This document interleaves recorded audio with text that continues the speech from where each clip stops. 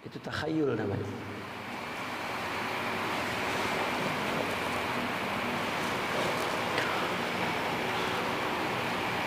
Fal karim, orang yang dermawan, apabila kedatangan tamu, maka dia akan betul-betul menghormati dengan memberikan apa yang manfaat kepadanya, dan berlebihan dalam menyambutnya, dalam membuat dia puas.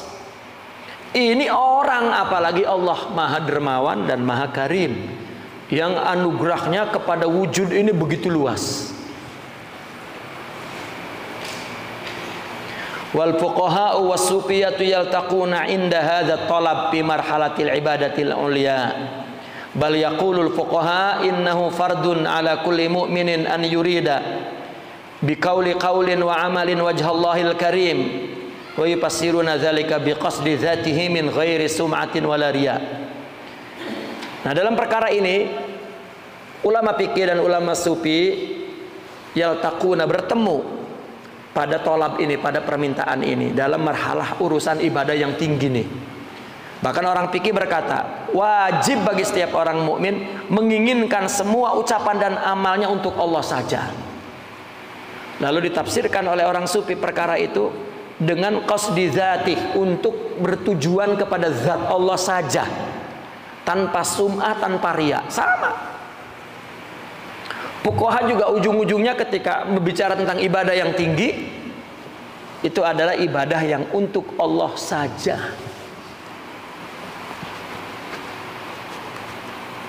Tidak ada sum'ah, tidak ada riya. Jadi tujuan orang-orang arifin Allah dan ridha. Wal amru indahum ala martabatain kamilatin wa naqisatin.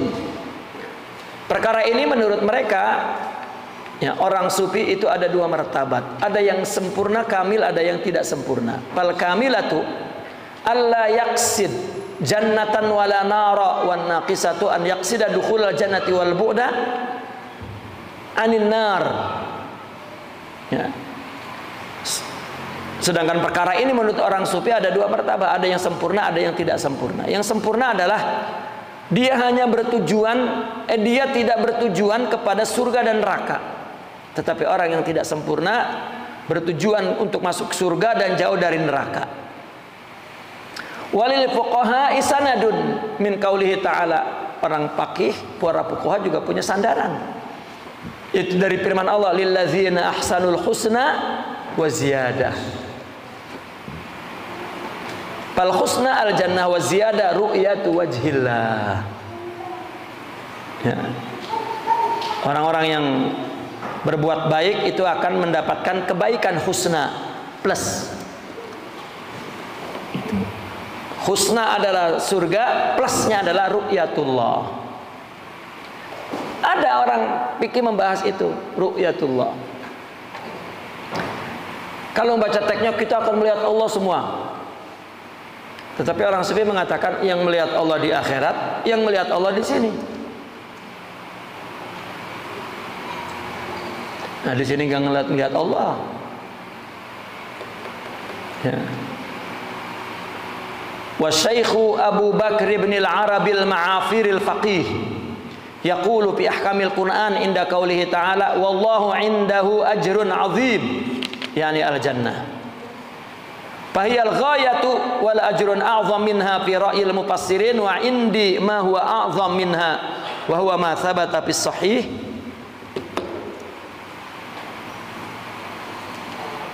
Menurut Syekh Abu Bakar Ibn al-Arabi ini di dalam kitabnya Ahkamil Quran, ketika membahas firman Allah, wallahu indahu, Allah memiliki ajrun azim, di sisinya ada pahala yang agung, yakni surga.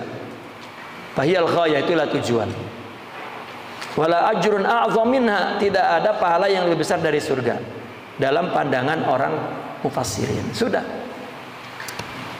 Wa indi ma huwa a'zam minha, menurut Syekh Abu Bakar, menurutku ada yang lebih besar dari surga itu, yaitu apa yang telah ditetapkan di dalam hadis sahih.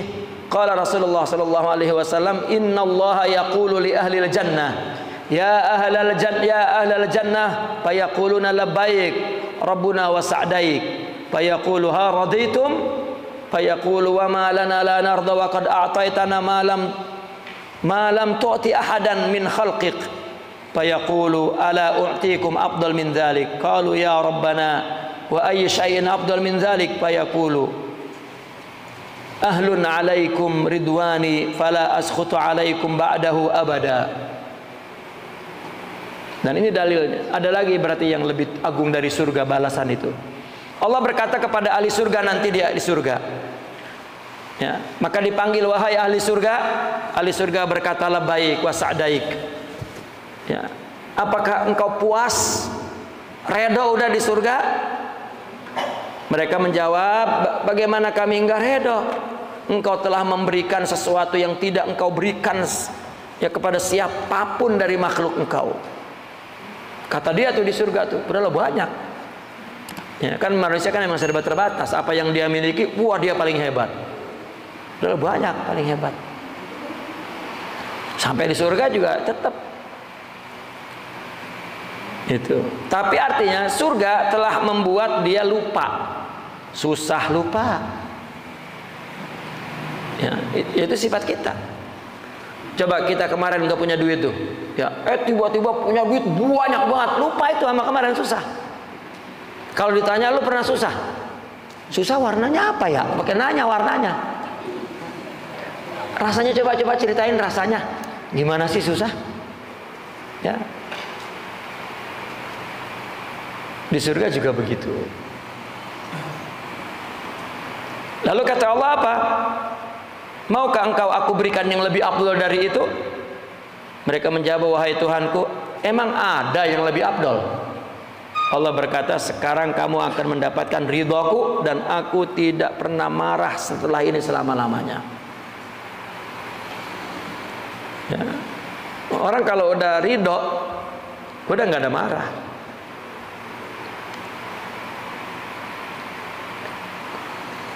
Allah.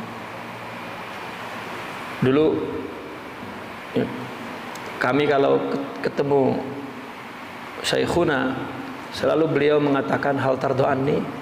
Kita tidak tahu sebetulnya itu tarbiyah ya. Kamu ridho dengan aku. Wah, dalam hati enggak terbalik gitu. Ya, kudunya beliau ridho nerima kita. Ya.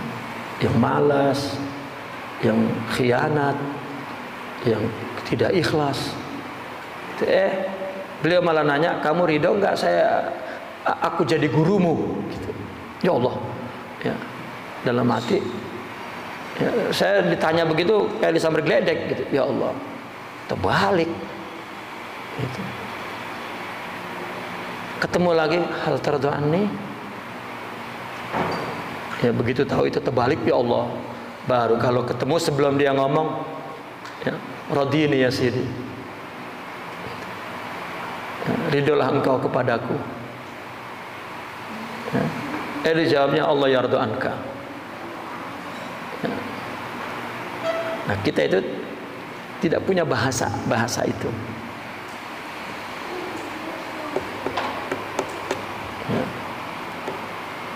Karena kita itu semuanya bahasa tubuh. Kalau orang Arab kan takbiri, ekspresif ya, dengan bahasa itu. Dia kalau suka diomong, kalau kita mah diam aja. Ya.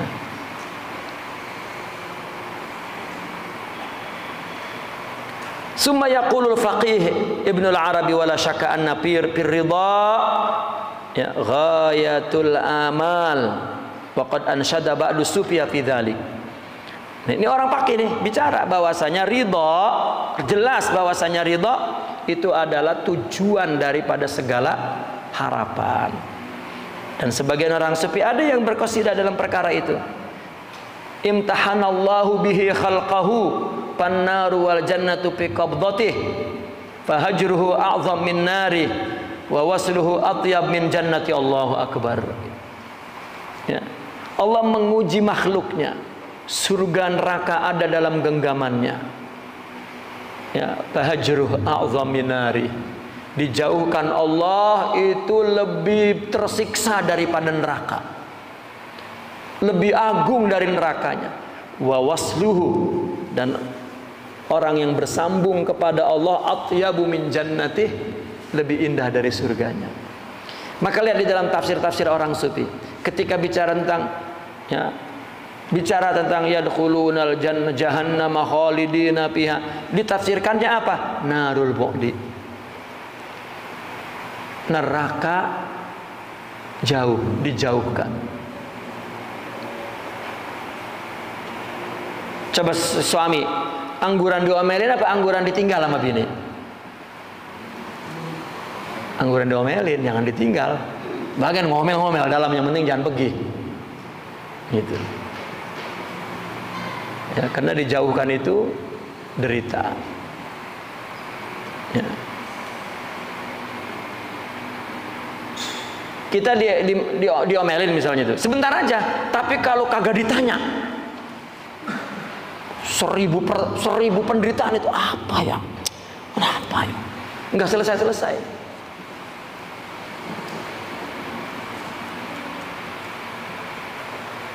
Itu kalau cinta lah. Kalau orang cinta mah dijauhin ke diem baik, nggak ngerasa. Coba kita ngerasa nggak kalau Allah jauh dari kita? Nggak ngerasa. Ya.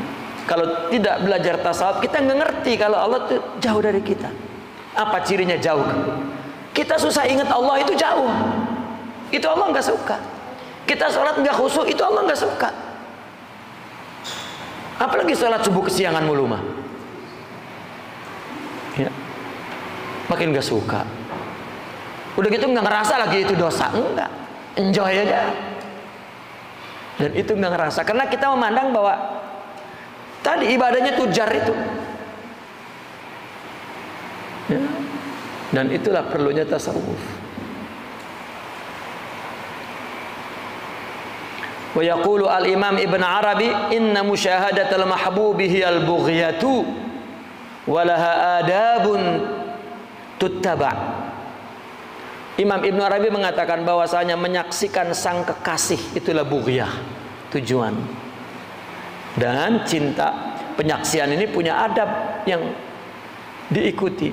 Fa'alaina an nakuna aktsaru isti'tafan liridal mahbub, dan kita wajib betul-betul isti'taf, lebih banyak memohon belas kasih ya, kepada ridho kekasih, wastiltafan bihi, dan meminta sikap lembut kekasih.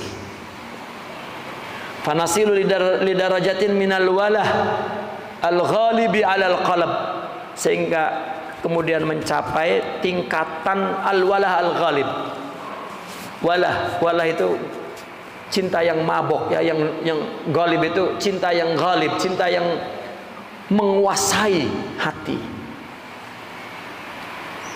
Ya, orang kalau demennya udah ghalib itu nggak bisa ditahan-tahan. Lu udah ya jangan mau sama dia, langsung nggak mak. Ya, kalau saya nggak jadi sama dia, mendingan jangan akuin anak dama. Itu namanya cinta yang ghalib. Nah, cinta kepada Allah, maka dia tidak mau pengakuan kepada yang lain. Itu walah namanya. Ya. Saya pernah hadir pada seorang sufi yang ajus tua sekali, ngomongnya udah nggak jelas. Ya, manggil kita ya wala katanya.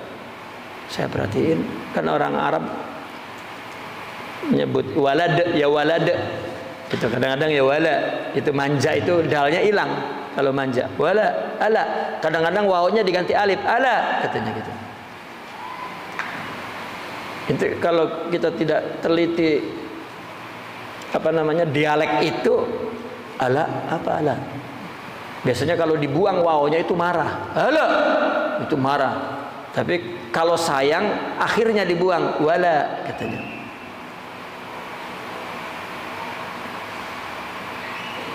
Ya. Makanya ketika dia marah nyebut wala itu tong gitu. bocah, kata kita begitu. Itu paunya diganti alif. Ala. Mula-mula itu ala. Saya cari apa ala artinya. Rupanya itu dialek. Rupanya mereka, ya, syekh itu bukan nyebut walad, tapi walah. Walah, ya, adalah hubbun syadid.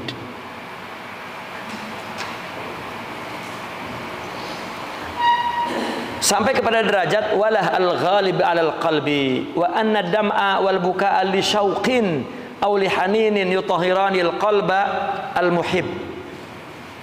Dan air mata dan menangis karena rindu dan kasih itu menyucikan hati pencinta. Karena orang pencinta mesti rindu dan timbul nangis. Itu sebetulnya membasuh, ya, hati pencinta itu. Wa annal buh wal ibsya wal i'lan la ya'tiyan. Dan buh, apa buh itu? Ungkapan. I'lan, pertunjukan. Itulah ya'tiyan, tidak, ya, tidak datang, tidak muncul. Illa ba'da an yaghlibana sultanul hub panashik, kecuali kekuasaan cinta sudah mengalahkan dirinya, baru dia mabok cinta, nasyik. Wa yaqulu an hadza annal buha ablagh fil mahabbah minal kitman. Allah. Ya, orang kalau masih cintanya bisa ditahan, itu berarti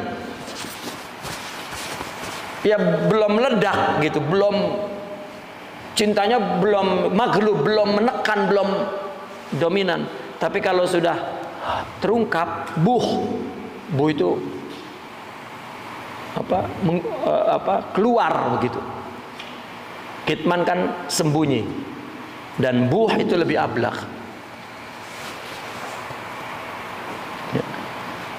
Fasahibul kitman dusultan alal hub. Kalau seorang yang mempunyai kitman, artinya seorang yang memiliki kitman, menyembunyikan cinta, itu berarti dia punya kuasa terhadap cinta. Amal baih, adapun orang yang sudah mengungkapkan cintanya, sultanul hub, justru penguasanya cinta, bahwa asyak, itu lebih asyik. Makanya sampai ngomong, aku ibadah bukan untuk surga, untuk neraka, tapi untuk engkau. Dia bukan berarti, wah berarti dia nggak mau neraka, nggak mau surga, bukan. Itu cinta maksudnya. Misalnya, nih kata istri kita, saya sama abang ngikutin abang, mau nggak makan kayak, mau nggak minum kayak, lah dikasih makan tetap. Itu mah ungkapan cinta. Ini mau ya dah benda, dia makan aja dewekan, lebih ini nggak dikasih makan. Ya, itu cintanya yang begitu kuat hingga terucap. Ya. Kalau mulut juga enggak ngucapin, mata mengabarkan. Kalau tidak, perbuatan. Cinta itu enggak bisa ditahan. Kalau masih ditahan berarti cinta yang berkuasa. Dia yang berkuasa kepada cinta.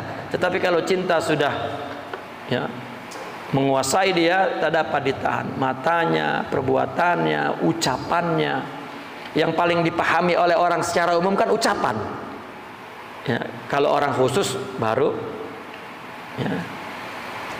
Nah, laki-laki demen sama perempuan, perempuannya nggak ngoh. Kagak ngerti ya. Ya udah digedip-gedipin, udah ya kagak ngerti.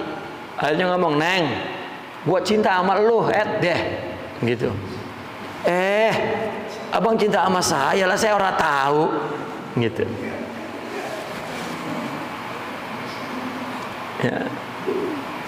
Kena bertepuk sebelah. Nah, maka jika orang masih menyembunyikan cinta, maka berarti dia cintanya masih lemah. Tapi kalau sudah cintanya kuat, tidak bisa. Mesti seluruh fisiknya akan mengiklankan, akan ifsya, ya, menyebarkan, akan yabuh, ya. Buh itu sebetulnya gitu. Artinya akan disemburkan, ya. Dia akan menyemburat sendiri, baik dari pandangan matanya, sikapnya, dan perbuatannya. Karena karena hub. Hadza wala yuttaham kullu hadza bi annahu kalam, dan tidak dituduh semua itu hanyalah ucapan. Fa innal kalamu aqdas ma nuzila minas sama. Karena ucapan itu adalah sesuatu yang sangat suci, sesuatu yang diturunkan dari langit, yang paling suci itu kalam, yaitu Al-Quran. Ya. Itu sebab ketika di zaman Nabi, ya, Nabi sedang duduk bersama sahabatnya. Lalu masuklah seorang ke masjid. Lalu seorang yang duduk di sebelah Nabi ini, dia suka kepada sahabat itu. Ya, begitu dia masuk, ya, Nabi memandangnya, Nabi melihat di matanya suka kepada dia. Lalu Nabi bertanya, hal anta tuhibbu? Naam ya Rasulullah, ana uhibbuk. Izhab wa qul ana uhibbuk. Nabi suka memperdengarkan bahasa kasih, ya, bahasa kasih. Kita itu ada dalam tradisi yang pelit mengucapkan kasih itu, pelit. Kenapa? Ya, karena tidak punya mahabbah. Dia bunuh sendiri cinta itu, ya, karena hatinya tidak bersih.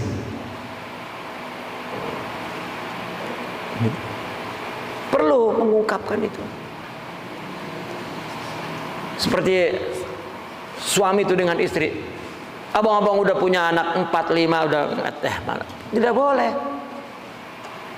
Tetap uhibbuk. Ya. Tetap diulang lagi tuh bahasa-bahasa dulu. Enggak ada lagi, cuman kamu aja. Ya. Cuman pas udah rada tua mah dijawab ilok, katanya gitu. Apalagi udah ada bininya lagi mah ilok, katanya. Genengan ada lagi, katanya gitu. Ya. Tapi tetap tidak berhenti. Karena apa? Sunnah dan adab. Dan itu juga dapat memelihara mahabbah yang ada di dalam hati kita.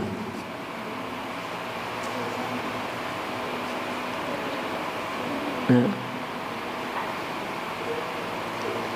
Saya punya pengalaman, ada dulu seorang syekh saya bertemu, tiba-tiba saya lihat suka sekali, ya, timbul mahabbah. Adat kita kan diem aja. Saya cuma mandang, mungkin ketersipu-sipuan saya mencintai terbaca oleh dia. Dia liatin, ya, tiba-tiba beliau nyamperin, uhibbuk, katanya. Wah, kita berkaget karena begini, karena cinta di tengah masyarakat materialisme itu hanya cinta syahwat. Laki sama perempuan baru, aku cinta padamu. Sama laki-laki enggak ada, nanti dikira gay. Dan tidak dalam umat Islam. Ya.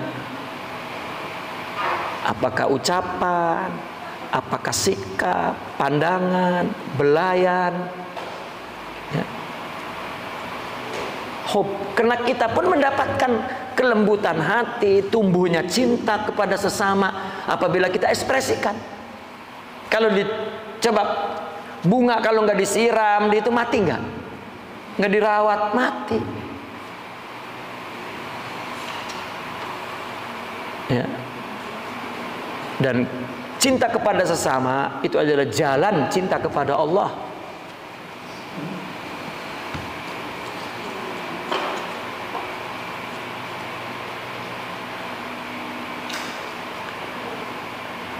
Ini kita sama laki Nabi ini ya udah, ya, udah menggunakan bahasa isyarat semua. Iya. Tidak. Maka Rasulullah Shallallahu Alaihi Wasallam sering mengatakan kepada seseorang ya bahasa kasihnya.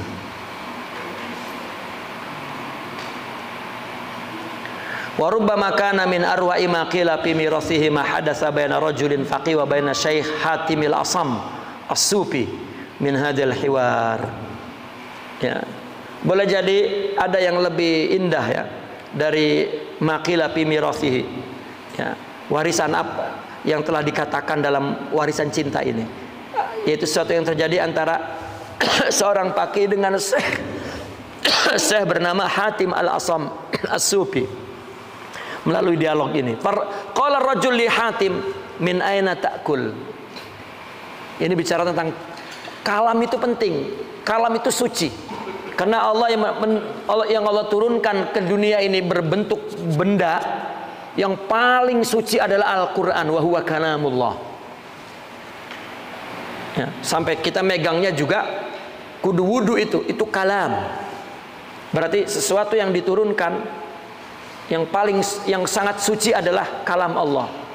Maka kita kalau mampu menurunkan kalam yang ada di hati, ya, maka itu adalah bukan sesuatu yang dipandang buruk, tapi dipandang baik dan indah. Ya.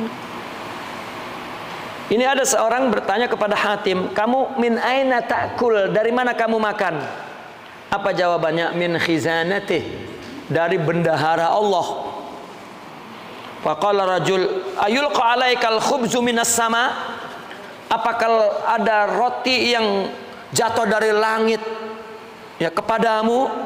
Apa jawabnya? Laulam takun lahul ardu lakana yulqihi minas sama. Kalau enggak ada bumi, ya niscaya roti itu dilemparin dari langit. Itu. Faqala rajul antum ayyuhas sufi tuawwalunal kalam, katanya. Kamu ini orang sufi bikin omongan macam-macam. Faqala wa hal nuzila minas sama'i aqdas minal kalam. Lalu ditanya, apakah ada yang lebih suci yang diturunkan dari langit daripada kalam, yaitu Al-Quran?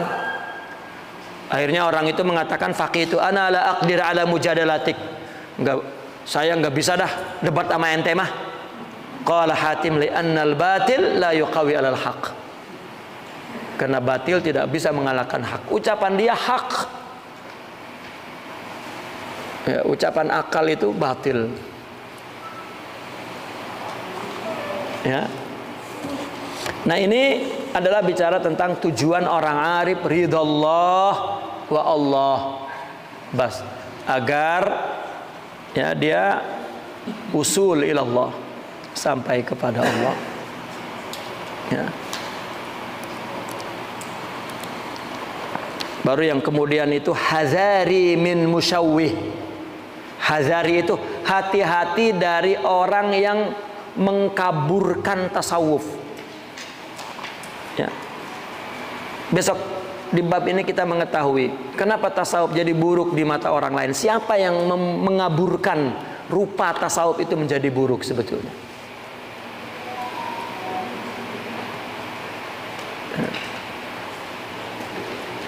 Karena tasawuf itu indah, tasawuf itu mulia, tapi kenapa menjadi buruk? Ada musyawihnya. Musyawih itu mengaburkan, kayak gambar nggak jelas itu dikabur-kaburin. Ya.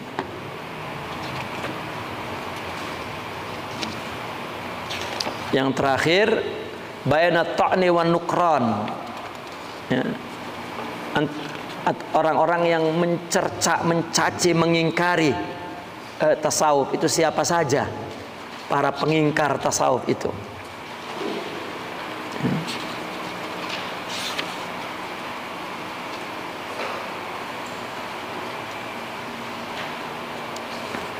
Ta'an itu menikam ya. Artinya membunuh, yang membunuh tasawuf, yang merusak tasawuf siapa saja. Ya. Dan sesuatu yang kuat tidak dapat dibunuh dari luar. Yang kuat itu adalah dibunuh dari dalam. Nah, tasawuf adalah sesuatu yang besar.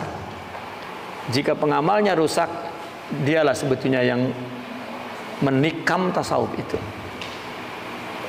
Bahkan musyawwih, ya, membuat rupa tasawuf jadi buruk.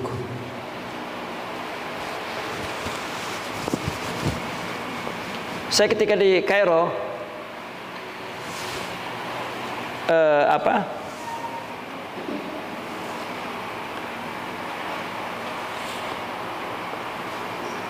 ketika mau masuk kepada orang-orang sufi itu malu karena tidak semua pelajar bertasawuf, bahkan merasa nggak perlu. Tidak semua mahasiswa, bahkan memandang sebelah mata. Belum lagi memang yang latar belakangnya benci dengan tasawuf, ya. Atau orang yang lebih berpikir liberal misalnya, ya. Yang tidak liberal pun malu akhirnya. Saya mula-mula hadir mendatangi orang sufi itu ngumpet-ngumpet, sembunyi-sembunyi, kedewekan, ya. Malu. Dan dulu motivasi saya bertasawuf pun ingin mengetahui kelemahan tasawuf, mulanya begitu. Karena sama kurang respect terhadap tasawuf. Saya dulu melakukannya, menempuhnya mulai dari baca.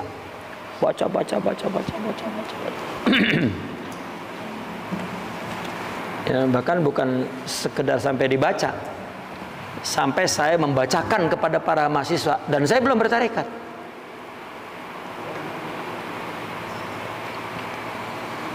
Nah, baru begitu memahami tentang simbolik-simbolik, ya, kalau kata orang sini udah panting bleger itu kepala itu nggak paham-paham apa ini. Baru ketemu tulisan, mesti masuk kepada mereka dan berhubungan dengan mereka. Baru baru tertanam keinginan untuk dukhul fi yadih.